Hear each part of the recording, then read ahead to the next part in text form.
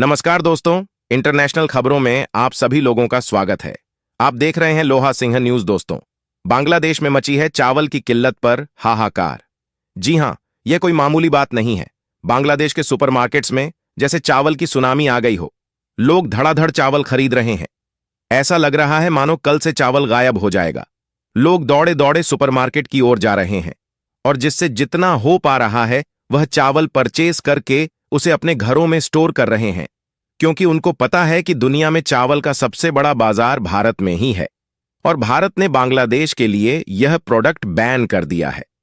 तो इसका मतलब यह है कि बांग्लादेश में आने वाले समय में चावल के दाम बढ़ने वाले हैं और चावल की कमी होने वाली है। तो इसलिए बांग्लादेश में चावल की होल्डिंग शुरू हो चुकी है। यकीन मानिए दोस्तों, बांग्लादेश में लोग चावल के बिना रह ही नहीं सकते हैं, क्योंकि वहां के लोग खाने में सबसे ज्यादा चावल और मछली का ही उपयोग करते हैं, जिसकी वजह से बांग्लादेश में सब जगह लोग चावल खरीदने के लिए भागे भागे फिर रहे हैं। आप में से कई लोगों ने ऐसे आर्टिकल देखे होंगे जहां पर यह लिखा है कि इंडिया ने बांग्लादेश के लिए चावल को बैन कर दिया है।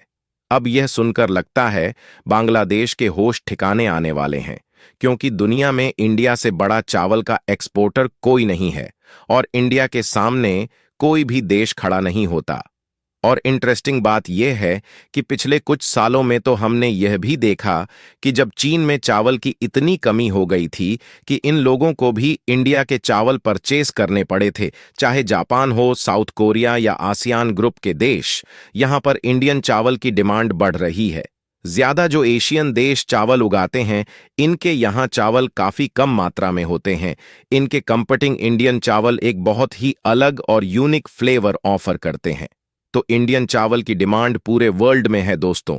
बांग्लादेश की सरकार ने तो वहां के कट्टरपंथियों को खुश करने के लिए भारत से रिश्ते खराब कर लिए हैं, लेकिन इससे वहां के जो निर्दोष और गरीब लोग हैं, उनके जीवन पर कितना बुरा असर पड़ेगा, इसका सरकार को कोई अंदाजा नहीं है। क्योंकि भारत के बैन लगाने से वहां चावल के कीमतों में दुगने दामों का उछाल आ जाएगा। वर्ल्ड फूड प्रोग्राम की माने तो बांग्लादेश में बहुत जल्द खाने की सभी चीजों के दाम बढ़ने वाले हैं और महंगाई भी आसमान छूने जा रही है और गरीब लोगों के वहां जीना नर्क के समान होता चला जाएगा। दोस्तों, कुल मिलाकर इनकी अकड़ अब इंडिया के सामने ज्यादा देर टिकने वाली नहीं है। पूरी रिपोर्ट क्या है, इस वीडियो में समझते हैं।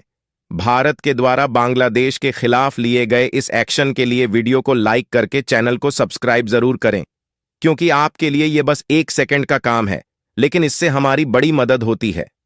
भारत के इस फैसले से बांग्लादेश में हड़कंप मच गया है। दरअसल भारत दुनिया में चावल के कुछ सबसे बड़े निर्यातकों में से एक है, जो दुनिया के कई देशों में चावल की मांग को पूरा करता है। लेकिन भारत सरकार की ओर से अचानक की गई इस घोषणा ने बांग्लादेश में अफरा तफरी का माहौल खड़ा कर दिया है। भारत सरकार के इस फैसले की खबर बांग्लादेश में जैसे ही आग की तरह फैली, वहां लोगों को यह पता चला चावल का आयात बंद होने से चावल की भारी किल्लत होने वाली है। बस फिर क्या था, देखते ही देखते वहां के मॉल में लोगों का तांता लग गया। मॉल्स में जिन शेल्फ में चावल रखे गए थे, वहां पर लूट सीमा मच गई। जिसके हाथ चावल के जितने पैकेट लगे, उसने उतने ही अपनी ट्रॉली में भर लिए, जबकि बहुत से लोगों को खाली हाथ ही वापस लौटना पड़ा। दोस्तों, वहां की सरकार ने लोगों से अपील की है कि घबराने की जरूरत नहीं है, लेकिन यह खबर वहां के लोगों में आग के जैसे फैल रही है और लोग सरकार की बात पर ध्यान दिए बगैर चावल स्टॉक करने में लगे हैं। आपको बता दें कि बांग्लादेश में लोगों की चिंता बड़ी वजह यह भी है कि अकेले भारत दुनिया में चावल की 50% मांग को पूरा करता है। इतनी बड़ी मात्रा में चावल का निर्यात होने के नाते भारत दुनिया में लगभग 140 देशों की मांग को भी पूरा करता है। भारत यूरोप के देशों को बड़ी मात्रा में चावल का एक्सपोर्ट करने वाला है, क्योंकि भारत और यूरोपियन देशों के रिलेशन पहले से ही काफी अच्छे हैं।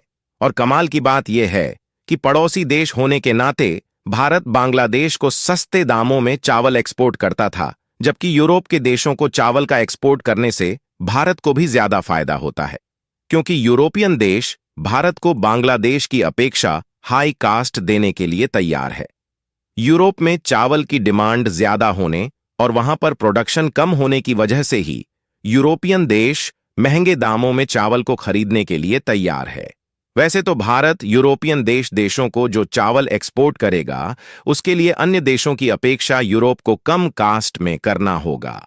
भारत के अलावा चीन, इंडोनेशिया, यह ऐसे देश हैं जो कि सबसे ज्यादा चावल का प्रोडक्शन करते हैं और एक्सपोर्ट भी करते हैं। लेकिन दिक्कत की बात यह है कि यह देश मिडिल ईस्ट के सभी देशों समेत कतर, सऊदी अरब और अन्य देशों में चावल का एक्सपोर्ट करते हैं, और यह सभी अरब देश इन चावल को खरीदने के लिए ज्यादा डॉलर्स पे कर। इसीलिए यूरोप इन देशों से चावल की खरीदारी करने की बजाय भारत से खरीदता है। भारत और यूरोपियन देशों के ट्रेड रिलेशंस की बात करें तो काफी समय पहले से ही भारत और यूरोप के ट्रेड काफी अच्छे रहे हैं, और भारत बड़ी मात्रा में क्रूड ऑयल इंपोर्ट कर सकता है। इससे भारत को जो टैक्स क्रूड ऑयल इंपोर्ट करने में पे करने पड़ते हैं, उसे भी बचाया जा सकेगा। भारत ने तो अभी तक पड़ोसी देश होने के नाते बांग्लादेश को कम परसेंट पर चावल का एक्सपोर्ट कर रहा था, और इस समय इसे पूरी तरह से बंद कर दिया गया है।